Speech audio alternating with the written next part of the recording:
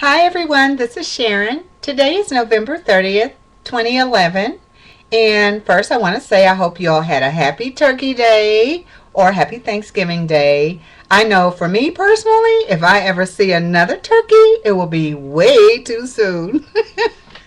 Nevertheless, I'm coming at you today because I just returned from a wonderful 3-day retreat, which was given by the Life Beyond Cancer Foundation, in which they promote um, cancer survivorship and wellness.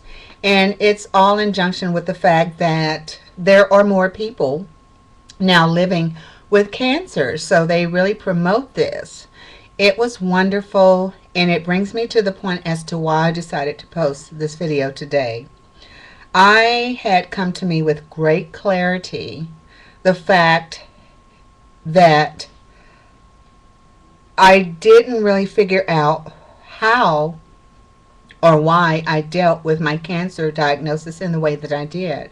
I think now, in fact, I know now that the way I did choose to deal with it was just to not have time, was a defense mechanism.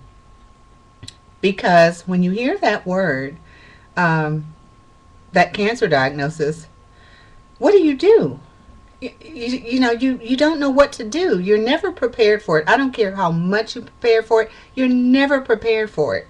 So you get a cancer diagnosis. You're told that if you don't have the necessary surgery to remove the cancer tissues, the tumorous tissues, you will not be here in 4 months.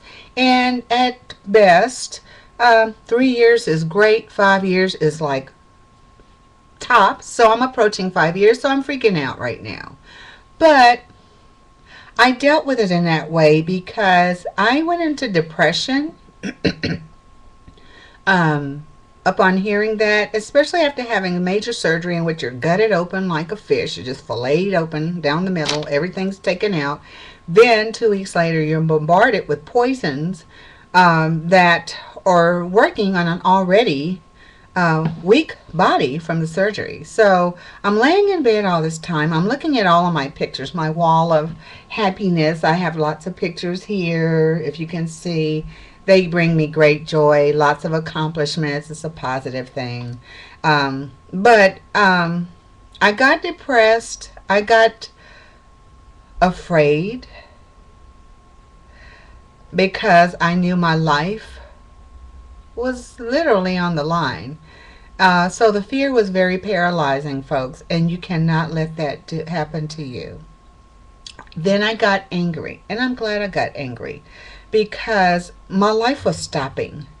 I was letting something take control of me, taking control of my thought process, taking control of my career. I had to shut my business down, taking control of every aspect of my life. And that's something that I just wasn't ever used to and never thought I'd have to face. But here I was.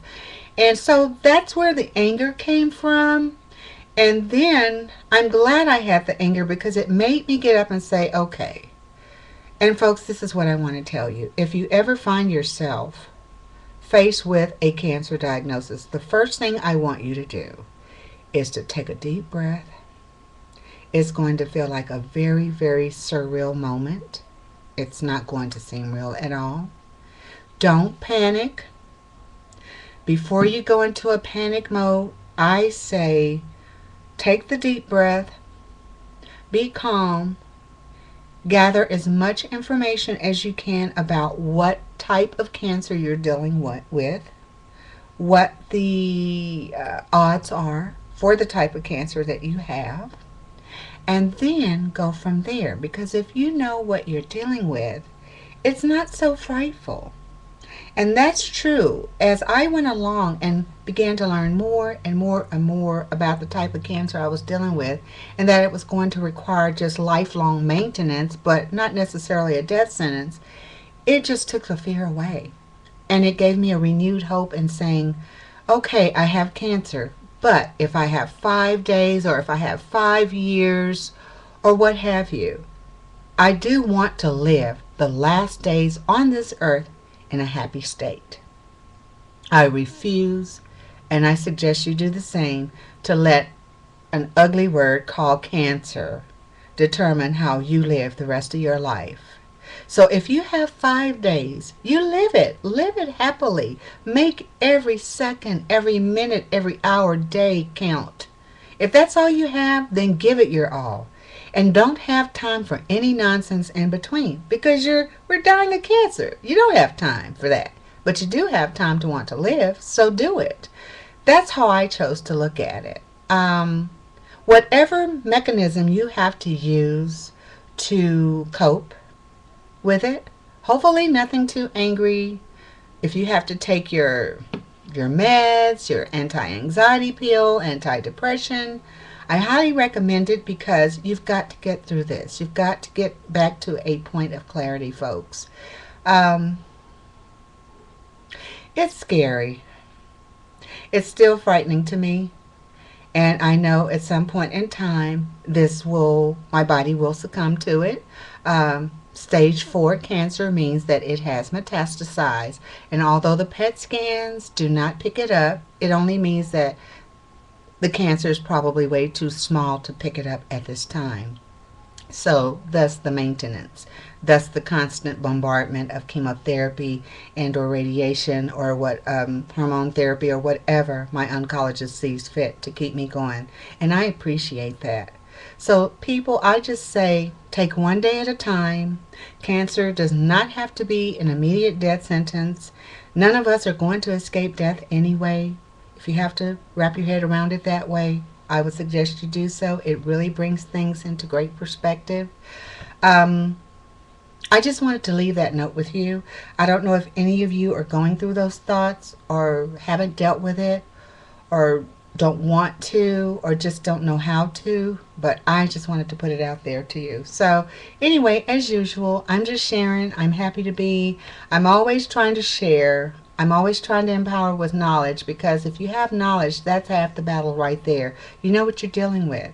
So folks, I'm so glad that you are looking in. I hope I am giving you some sense of courage and hope and strength. It is possible. I look at me. I'm stage 4 ovarian cancer and it will be 5 years. And if I have another 5 years, great. But if I don't, I'm okay. And trust me, I'm trying to squeeze in as much living as I can right here, right now, before that fateful day. I love you all. Thank you as usual for checking in, and I'll have many more updates and posts for you. Ciao now.